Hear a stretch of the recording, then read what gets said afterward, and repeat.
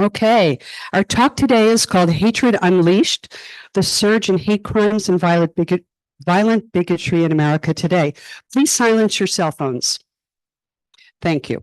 Eric Lichtblau, a Pulitzer-winning Washington author and journalist, is completing a book on hate crimes and white supremacy in America, and he will be discussing the frightening escalation of violent bigotry in America in the last decade against Jews and other minority groups, a return to the dark days the country thought it had left behind. Eric Lichtblau is a two-time Pulitzer-winning journalist and best-selling author of The Nazis Next Door: How America Became a Safe Haven for Hitler's Men, as well as Bush's Law, the Remaking of American Justice and Return, this is really small writing, to the rich. I'm going to grab my. Sorry. We understand. I did. They were sitting right there. All right. Oh, stop it. All right. This doesn't even help. A Holocaust refugee's secret mission to defeat the Nazis. He's currently working on a book on the alarming surge in hate crimes and white supremacy in America, which will be published by Little, Brown and Company next year. He was a Washington reporter for the New York Times for 15 years, from 2002 until 2017, reporting mainly on national security and law enforcement, and for the LA Times for 15 years before that. He has also written long-form investigative and analytical pieces during his career for the New Yorker, Time, the Washington Post, and other publications. He has been a guest on NPR, MSNBC, C-SPAN, and other networks, as well as a speaker at many universities and institutions. He has taught courses in writing and journalism at Georgetown, UCLA, and the Writers Center in Bethesda, Maryland. Anyway, we welcome Eric.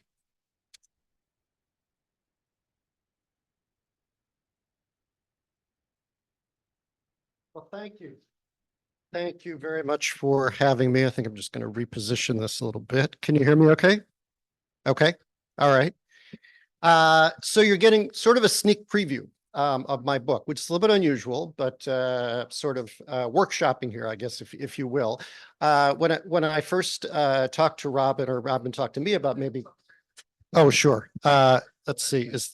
Sure. Would that be better? Yeah. As long as it'll reach. There we go. I think that's, how's that? That's an upgrade. Okay. Yes. Yes.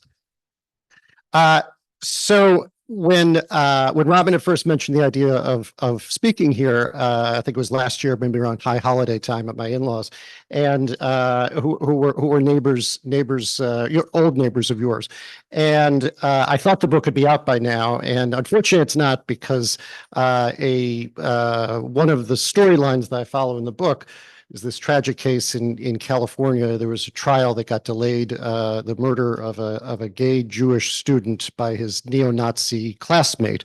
That got delayed for years and years, and that just finally concluded last year, thankfully, with a guilty verdict on both first-degree murder and a hate crime conviction. I'll come back to that because it's sort of emblematic, I think, for our purposes today, and also for my book, of this really alarming rise that we've seen in hatred and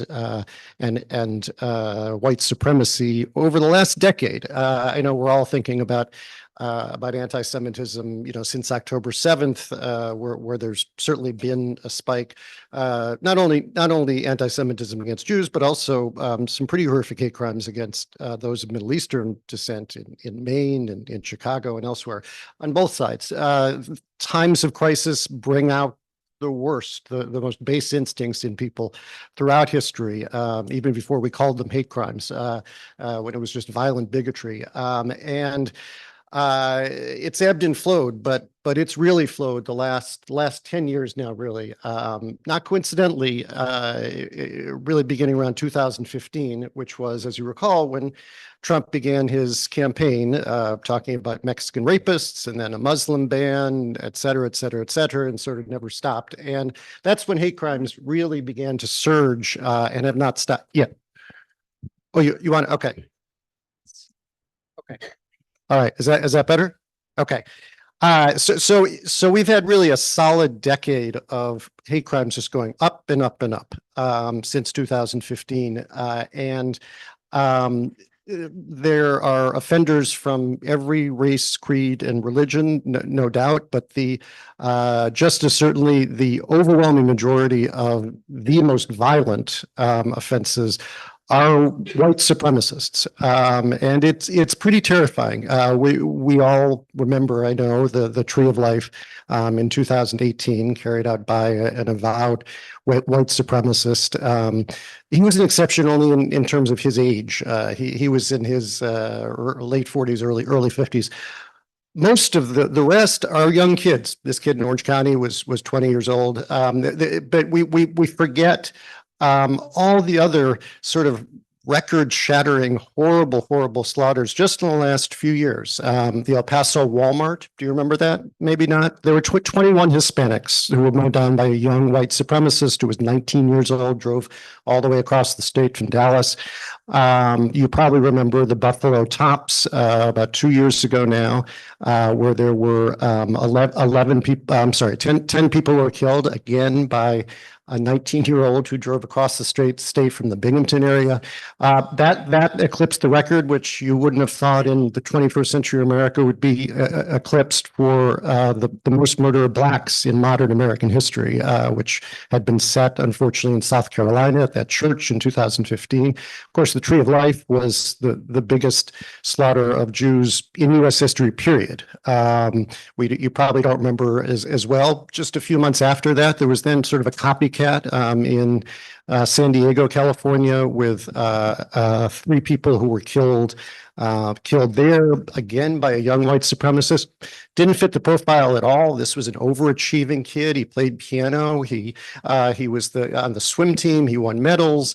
Not your picture of this disaffected kids, the outcast, as like this one in Orange County I'll tell you about did fit that typeset. And on. We've had the biggest in Colorado Springs. We had the biggest official massacre of gays when there were 6 killed at a gay bar about 18 months or so ago. When I say official, some of you may be thinking, wait, what about that thing in Orlando with the Pulse nightclub? That was not. We can debate that, but that was not officially regarded as targeting gays. The FBI decided that he was an Islamic extremist, and that he didn't even know it was a gay bar. Or some people are skeptical of that, but so I put that aside for review. That certainly had more gay victims, unfortunately. But one after another, I'm sure I'm leaving out a couple here. El Paso, et cetera, et cetera. And so. In 21st century America, this is really the worst period of ethnic and religious and racial violence, really since the 1960s, at the height of the civil rights movement, in terms of the level of violence, the number of victims. That was focused largely on African Americans in the South. This is much more diffuse, and it's a reflection, in my view and in my reporting, of a couple of really troubling factors in this wave of nativist populism and violence. The first is the coarse, ugly, extreme rhetoric from the far right, starting at the very top with former President Trump, who again coming out of the gates branding Mexican rapists, one xenophobic thing after another, talking. I could go on and on, as I do in the book, for probably a chapter or so, about just all the things he's said and done, and we can debate it if anyone is skeptical. But shithole African countries and his sort of fondness for dictators and authoritarian figures, cozying up with. He's had Nick Fuentes, this white supremacist at the White House. Ordon. He's had his rhetoric is incredibly divisive and incredibly inflammatory, and feeds this racial extremism.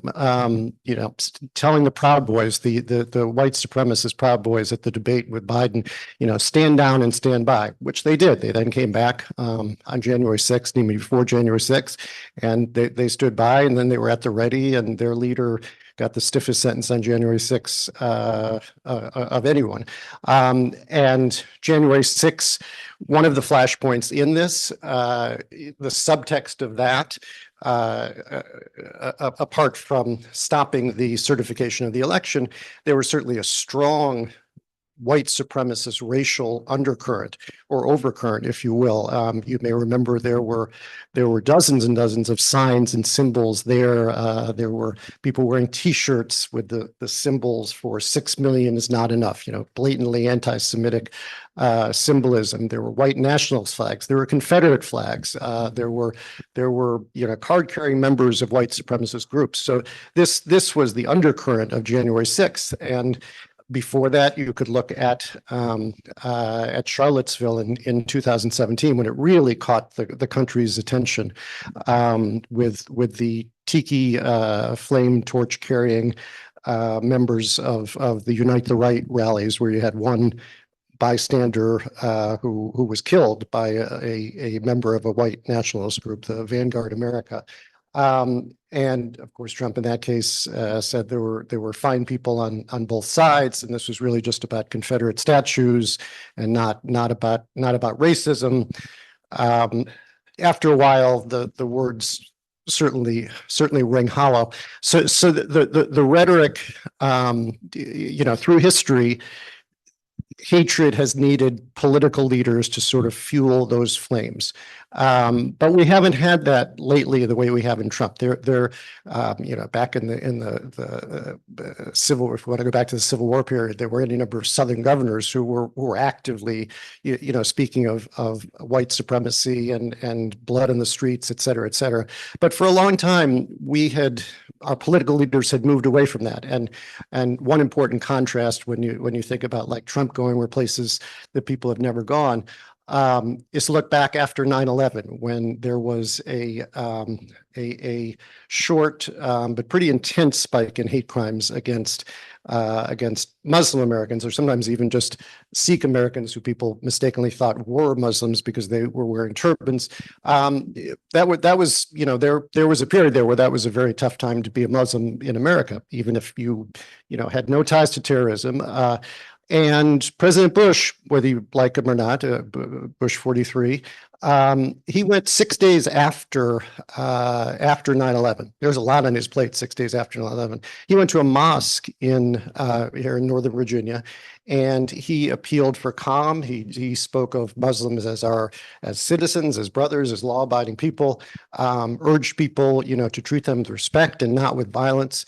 It's tough to imagine Trump saying something like that in this day and age. He takes just the opposite tack. He fuels the flames. I mean, to this day, his could go on and on, but his comments about Kamala Harris's race, sort of stoking those flames of racial division and muddying the waters.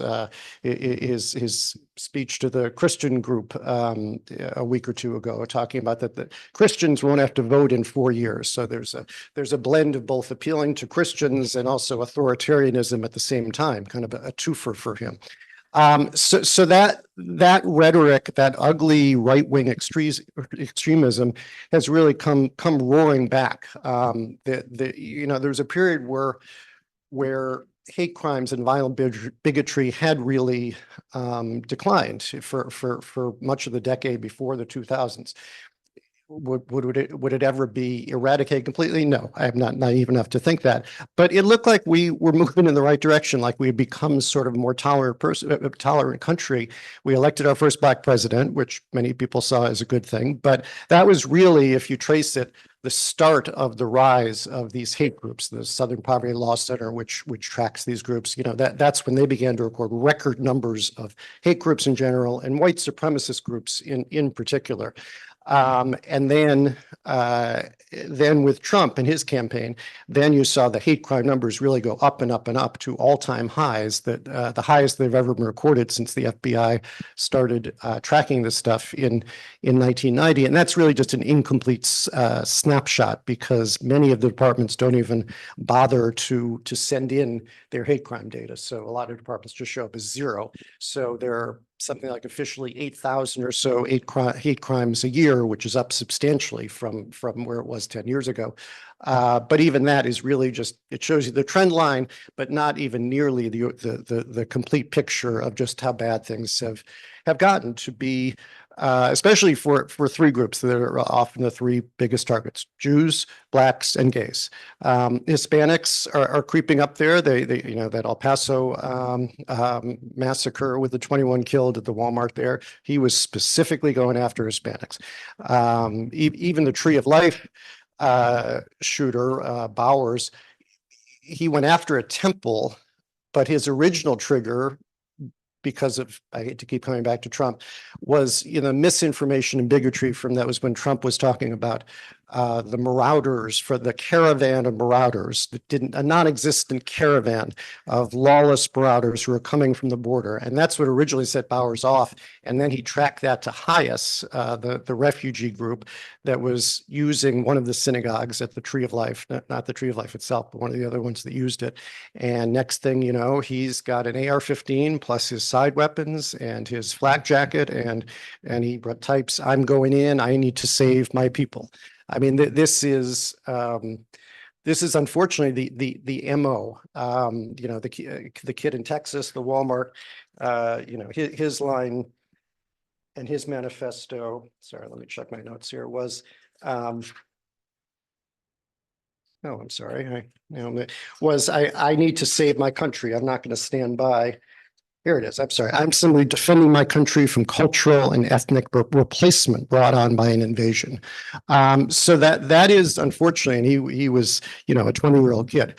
That is this terrifying, what used to be the themes of outliers, of fringe extremists, and no longer is. I mean, this ties into the great replacement theory that people like Tucker Carlson, formerly of Fox News, and Republican politicians. Trump himself has never quite verbalized that one. I don't want to give him any ideas, but there are dog whistles there, which is more or less that's where he's heading. That the existence, the legacy of the white race is in peril. And one guy that I've spent all too much time interviewing for my book, who's I think a reflection of that, is this old neo-Nazi who's about 70 years old now, who's had this remarkable revival amid all this hatred. He was like a 1980s figure. His name's James Mason. He lives out in Denver, right by the State House. And he had sort of fallen out of favor even among Nazis. He's sort of a nasty guy, I guess, not surprisingly for a neo-Nazi. But then he had a resurgence beginning right around 2015. These new generations of kids who are on these horrible extremist websites, like 4chan and Iron March and Gab and others, they discovered him. They discovered, James Mason, the guy who wrote this horrible screed called Siege, and talks about replacement theory and accelerationism, that we need to bring about a race war to save society, and lone wolf activism and violence. They discovered him, and he's become a martyr and a legend to these kids, like this one in Orange County. Sam Woodward is the name of the killer in Orange County. They go visit him at all, 2 or 3 at a time, to be one of them, and to say you had your picture taken or your book signed by Sam Woodward is like the neo-Nazis' Mecca. It's a pilgrimage to neo-Nazism. And so he's had a whole second career in this age of rising bigotry that he never would have had it not been for this national landscape. And the other place besides the right-wing rhetoric, political rhetoric, that I think you need to place much of the blame is on the tech companies and their, I started to say inability, but I'd really say refusal to modulate and regulate hate speech. It's this Gordian knot where the government, we have high respect for free speech as a journalist. I certainly appreciate that. And so hate speech is not a crime. You can stand on the hilltop and scream all the ignorant, horrible, racist, anti-Semitic things you want, and that's not a crime.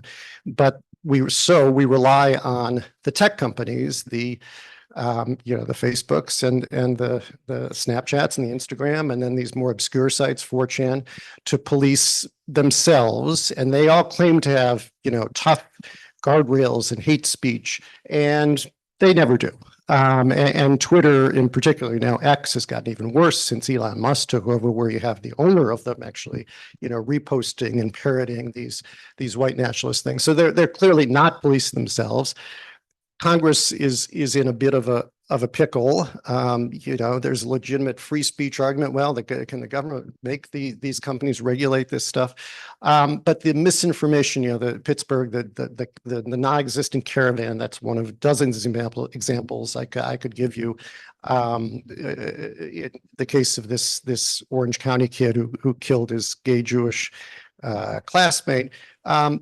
He was allowed to post one violent, horrible, racist thing after another, even on mainstream sites like Instagram and Snapchat and other places. He posted, one scene out of the American X, which is a famous neo-Nazi movie, stomping a kid's head, stomping a Jew's head. He threatened to kill gays. He talked about hating Jews. Nothing happened. Nothing happened. People would say, how is this allowed? Yeah, nothing happened.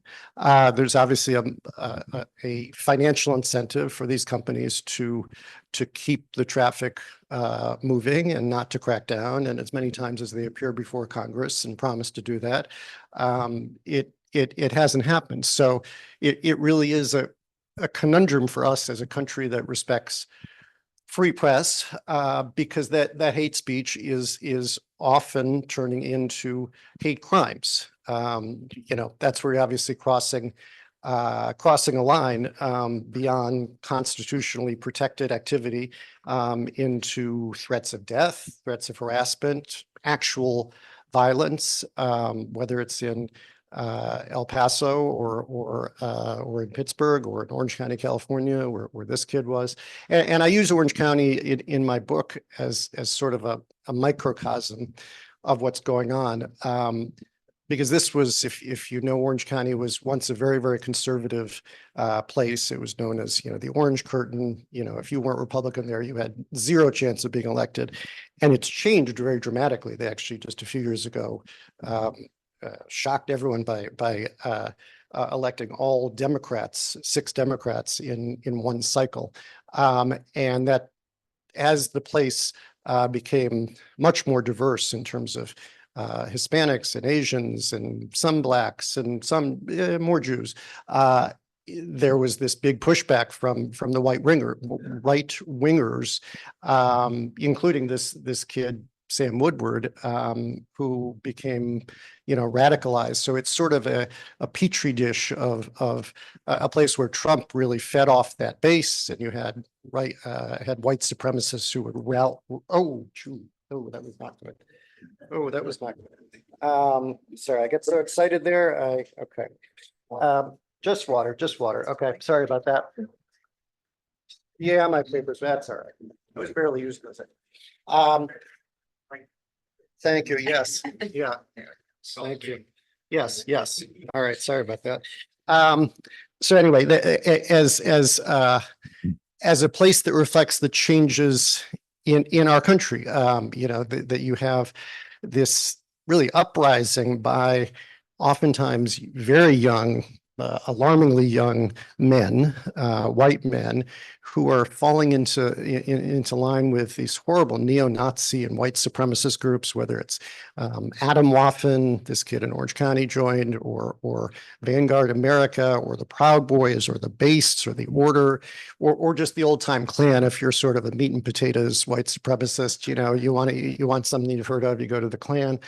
And again, overwhelmingly, the most violent of these situations are carried out by those card-carrying white supremacists. And you have seen some changes and exceptions the last 2 years. During COVID.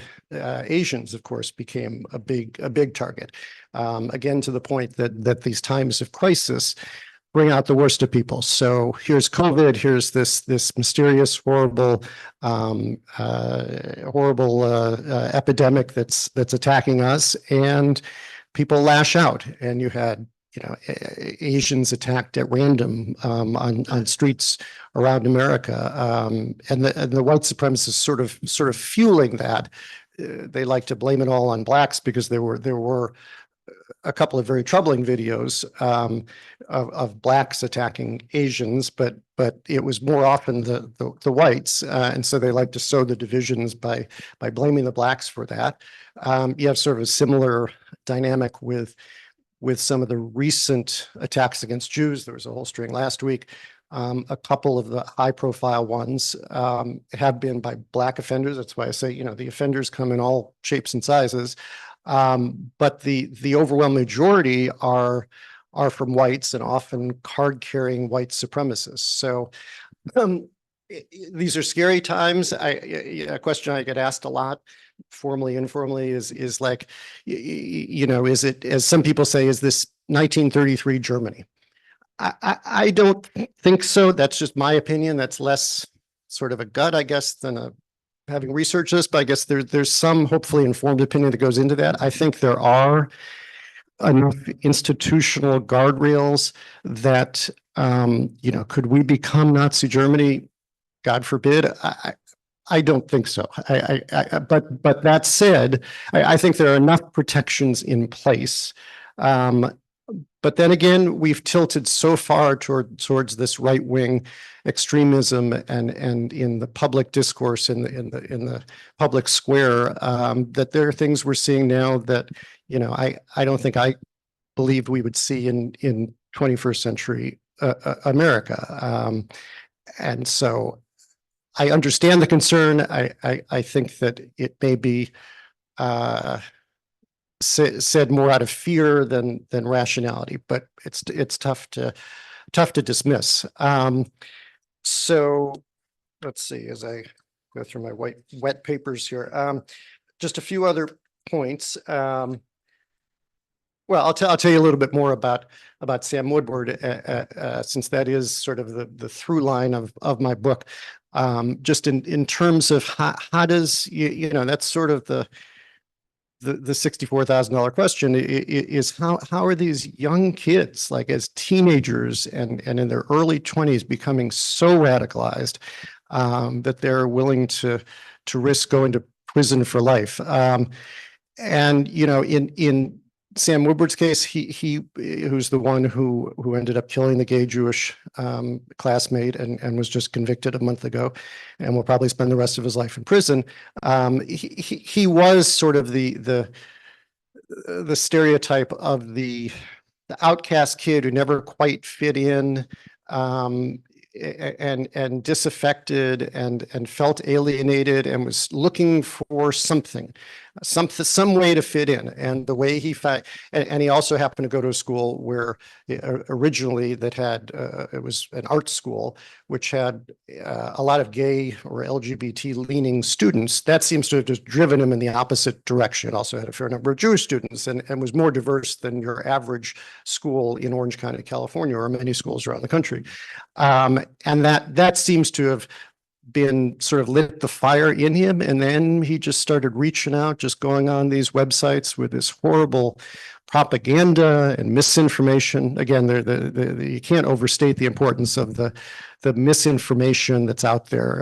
Dylan Roof, the South Carolina shooter, inspired by stuff he had read on extremist websites about blacks killing more whites. I forget the exact stat. It was a stat that was not true.